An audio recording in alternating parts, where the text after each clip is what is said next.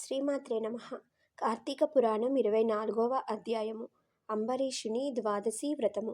అత్రి మహాముని మరలా అగస్త్యునితో, ఓ కుంభసంభవ, కార్తీక వ్రత ప్రభావము ఎంత విచారించినను ఎంత వినినను తనివి తీరదు. నాకు తెలిసినంత వరకు వివరిస్తాను, ఆలకింపుము అని చెప్పెను. గంగా, గోదావరి మొదలైన నదులలో స్నానము చేసినందువలనను, సూర్యచంద్ర గ్రహణ సమయములందు స్నానాదులు ఆచరించినను ఎంత ఫలము కలుగునో శ్రీమన్నారాయణుని నిజతత్వము తెలిపెడి కార్తీక వ్రతమందు శుద్ధ ద్వాదశి నాడు భక్తి శ్రద్ధలతో దానధర్మములు చేయువారికి అంత ఫలమే కలుగును.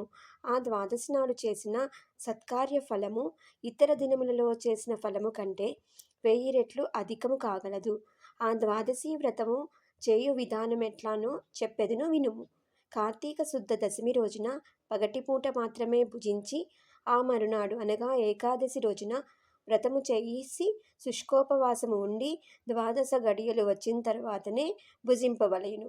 దీనికొక ఇతిహాసము కలదు, దానిని కూడా వివరించదును. సావధానుడవై ఆలకింపుము అని ఇట్లు చెప్పుచున్నాడు. పూర్వము అంబరీషుడనే ఒక రాజు కలడు. అతడు పరమ భాగవతోత్తముడు, ద్వాదశి వ్రత ప్రియుడు. అంబరీషుడు ప్రతి ద్వాదశి నాడు తప్పకుండా వ్రతము చేయుచుండెడివాడు. ఒక ద్వాదశి నాడు ద్వాదశ గడియలు స్వల్పముగానే ఉండెను. అందుచేత ఆ రోజు పెందలకడనే వ్రతమును ముగించి బ్రాహ్మణ సమారాధన చేయదలిచి సిద్ధముగా నుండెను. అదే సమయమునకు అచ్చటకు కోపస్వభావుడగు దుర్వాసుడు వచ్చెను. అంబరీషుడు ఆ మునిని గౌరవించి, ద్వాదశి గడియలలో పారాయణం చేయవలెనుగాన తొందరగా స్నానము చేసి రమ్మనమని కోరెను. దుర్వాసుడందులకు అంగీకరించి సమీపమున గల నదికి స్నానమునకై వెడలెను. అంబరీషుడు ఎంతసేపు వేచియున్నను దుర్వాసుడు రాలేదు. ద్వాదశి గడియలు దాటిపోవుచున్నవి. అందుచేత అంబరీషుడు తనలో తాను ఇట్లా అనుకొనెను, ఇంటికొచ్చిన దుర్వాసుని భోజనమునకును రమ్మంటిని. ఆ ముని నదికి స్నానమునకు వెళ్ళి ఇంతవరకు రాలేదు. బ్రాహ్మణునికి ఆతిథ్యమిస్తానని మాట ఇచ్చి భోజనం పెట్టకపోవుట మహాపాపము. అది గృహస్థునకు ధర్మము కాదు. ఆయన వచ్చు వరకు ఆగితినా ద్వాదశి గడియలు దాటిపోవును, వ్రతభంగము కలుగును. ఈ ముని మహాకోప స్వభావము కలవాడు. ఆయన రాకుండగా నేను భుజించిన నన్ను శపించును. నాకేమియో తోచుకున్నది. బ్రాహ్మణ భోజనము అతిక్రమించరాదు, ద్వాదశ గడియలను మించి పోకూడదు.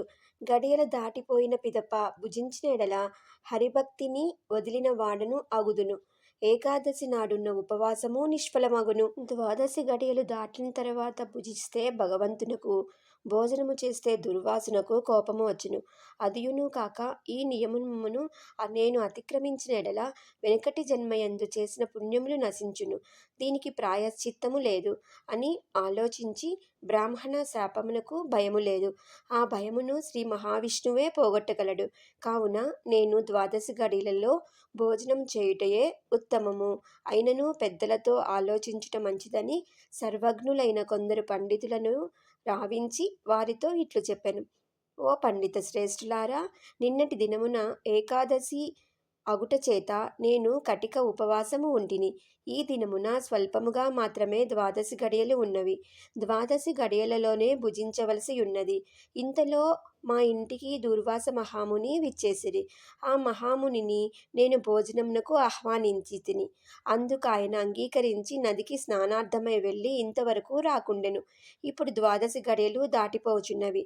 బ్రాహ్మణుని వదిలి ద్వాదశ గడియలలో భుజించవచ్చునా, లేక వ్రతభంగమును సమ్మతించి ముని వచ్చే వరకు వేచియుండవలెనా? ఈ రెండిటిలో ఏది ముఖ్యమైనదో తెలుపమని కోరెను. అంతటా ధర్మజ్ఞులైన పండితులు ధర్మశాస్త్రములు పరిశోధించి విమర్శ ప్రతివిమర్శలు చేసుకొని దీర్ఘముగా ఆలోచించి, మహారాజా, సమస్త ప్రాణికోటుల గర్భకుహరములందు జఠరాగ్ని రూపమున రహస్యముగానున్న అగ్నిదేవుడు ఆకలిని పుట్టించి ప్రాణులు భుజించిన చతుర్విధాన్నమును పచనము గావించి దేహేంద్రియాలకు శక్తిని ఒసంగుచున్నాడు. ప్రాణవాయువు సహాయముతో జఠరాగ్ని ప్రజ్వరిల్లును. అది చెలరేగిన శుద్బాధ దప్పిక కలుగును. ఆ తపము చల్లార్చవలెనన్న అన్నము నీరు పుచ్చుకొని శాంతపరచవలను. శరీరమునకు శక్తి కలుగుచేయువాడు అగ్నిదేవుడు. దేవతలందరికంటే అధికుడై దేవపూజ్యుడైనాడు. ఆ అగ్నిదేవుని అందరూ సదా పూజించవలెను. గృహస్థు ఇంటికి వచ్చిన అతిథి కడజాతి వాడైనను భోజనం తినమని చెప్పిన తరువాత అతనికి పెట్టకుండా తినరాదు. అందులోనూ వేదాంగ విద్యా విశారదుడు, మహా తపస్శాలి, సదాచార సంపన్నుడు అయిన దుర్వాస మహామునిని భోజనమునకు పిలిచి వానికి పెట్టకుండా తాను భుజించుట వలన మహాపాపం.